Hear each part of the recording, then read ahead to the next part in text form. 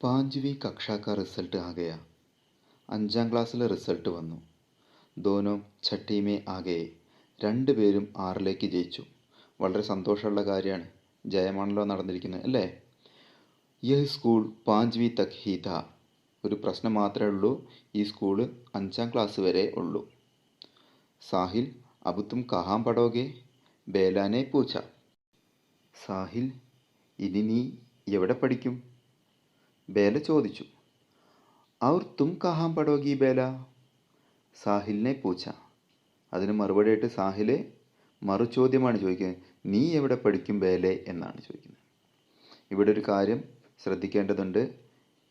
പഠോഗെ എന്ന വാക്കും പഠോഗി എന്ന വാക്കും ശ്രദ്ധിക്കുക. അത് എന്തുകൊണ്ട് അങ്ങനെ വന്നു? രണ്ടിൻ്റെയും അർത്ഥം ഒന്ന് തന്നെ അല്ലേ? പഠിക്കും, എവിടെ പഠിക്കും? കഹാം പഠോഗെ, കഹാം പഠോഗി.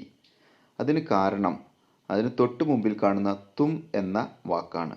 തും കർത്താവായിട്ട് വരുമ്പോൾ ക്രിയാധാതുവിനോടൊപ്പം ഓകെ അല്ലെങ്കിൽ ഓഗി ചേർക്കണം. ഫ്യൂച്ചർ ടെൻസനാണ്, ഭവിഷ്യത്ത് കാൽ കേട്ടോ. മേരെ പാപ്പ കഹ് രഹേ ഥേ കി തുജെ രാജകീ കന്യാ പാഠശാല മേ പഠായെങ്കെ. എന്നോട് എൻ്റെ അച്ഛൻ പറഞ്ഞു, നിന്നെ ഇനി രാജകീയ കന്യാ പാഠശാല, അതായത് സർക്കാർ ഗേൾസ് സ്കൂളിലാണ് ഇനി പഠിപ്പിക്കുക എന്ന്. നീയോ? മുജെ അഗലേ സാൽ അജ്മീർ ഭേജ് ദേങ്കെ. എന്നെ അടുത്ത വർഷം അജ്മീറിലേക്ക് അയക്കും. വഹാം ഏക് ഹോസ്റ്റൽ ഹേ ഘർ സെ ദൂർ, വഹാം അകേലാ രഹൂങ്ക. അവിടെ ഒരു ഹോസ്റ്റലുണ്ട്, വീട്ടിൽ നിന്ന് വളരെ ദൂരത്തെ ഞാനവിടെ ഒറ്റയ്ക്ക് താമസിക്കും. സാഹിൽ പറഞ്ഞതാണ്. ഇത് കേട്ടപാടെ ബേല ചോദിക്കുകയാണ്, ക്യോ സാഹിൽ? എന്തിനാ സാഹിലെ? പതാ നഹി ക്യോ. അറിയില്ല. അവളുടെ ചോദ്യത്തിന് ഉത്തരമായിട്ട് സാഹിലിൻ്റെ മറുപടി ഇതായിരുന്നു. തോ യാനി കി അബ് തും ഫുലേര മേ ഹി നഹി രഹോഗെ. അപ്പോൾ അതായത് ഇനി നീ ഫുലേരയിൽ ഉണ്ടാവില്ല? സാഹിലിനോടുള്ള ബേലയുടെ അടുത്ത ചോദ്യമാണ്. നഹി. തുമ്ഹാര റിപ്പോർട്ട് കാർഡ് ദിഖാന. ഇല്ല, നിന്റെ റിപ്പോർട്ട് കാർഡ് കാണിക്കൂ. സാഹിൽ ബേല കാ റിപ്പോർട്ട് കാർഡ് ദേഖ് രഹാ ഥാ ഔർ ബേല സാഹിൽ കാ. സാഹിൽ ബേലയുടെ റിപ്പോർട്ട് കാർഡ് നോക്കുകയായിരുന്നു, ബേല സാഹിലിൻ്റെയും. ആജ് ആഖിരി ബാരി വേ ഏക് ദൂസരെ കി കോയി ചീസ് ഛൂ കർ ദേഖ് രഹേ ഥേ. ഇന്ന് അവസാനത്തെ പ്രാവശ്യമായിരുന്നു അവർ ഒരാൾ മറ്റൊരാളുടെ ഏതെങ്കിലും ഒരു വസ്തുവിൽ തൊടുന്നത്. ഇതിനു മുമ്പെല്ലാം അവർ ഒത്തൊരുമിച്ച് തോളോട് തോൾ ചേർന്ന് പോയിക്കൊണ്ടിരിക്കുന്ന കുട്ടികളായിരുന്നു. ഇത് അവരുടെ ലാസ്റ്റ് മീറ്റിംഗ് ആണ് എന്നതിൻ്റെ സൂചന. ഇതിനു ശേഷം ഇവർക്ക് തമ്മിലൊരു സ്പർശനം പോലും സാധ്യമല്ല എന്നുള്ളതും ഇവിടെ സൂചന ലഭിക്കുന്നുണ്ട്. തുമ്ഹാരി ആങ്ക് മേ ആസു ക്യോ ആ രഹേ ഹേ ബേല. നിന്റെ കണ്ണിൽ എന്താണ് കണ്ണുനീര് വരുന്നത്?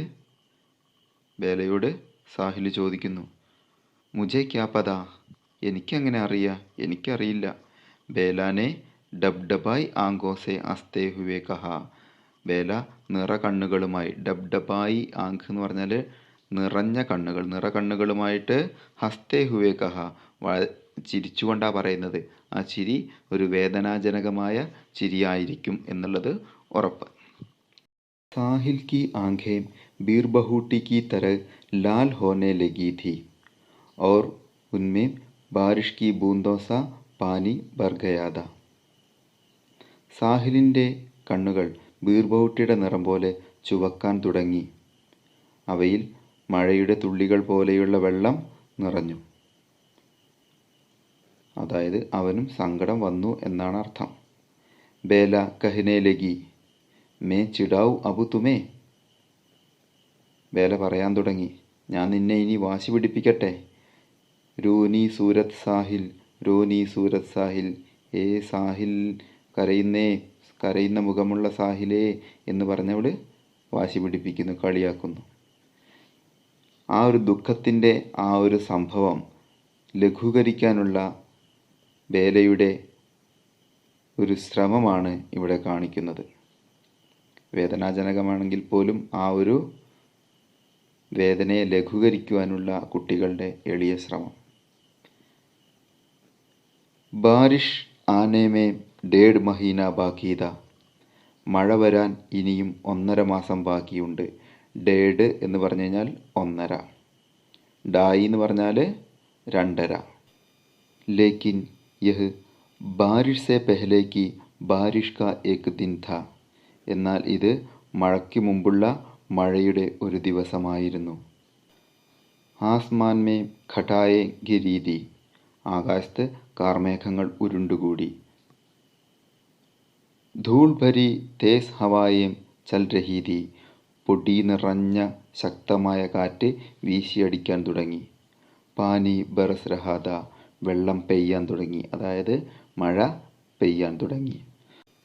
ഫുലേര കസ്ബെ की बादल छाई एक गली में 5वीं से 6वीं में चली गई एक लड़की जा रही थी. ഫുലേര എന്ന് പറയുന്ന ചെറിയ പട്ടണത്തിൻ്റെ കാർമേഘം നിഴലിട്ട് നിൽക്കുന്ന ആ തെരുവിൽ 5ൽ നിന്ന് 6ലേക്ക് ജയിച്ച ഒരു പെൺകുട്ടി പോകുന്നുണ്ടായിരുന്നു. ഉസ്കെ ഭൂരെ ബാൽ ബീർ ബഹൂട്ടിയോं के रंग के लाल रिबन से बंधे थे.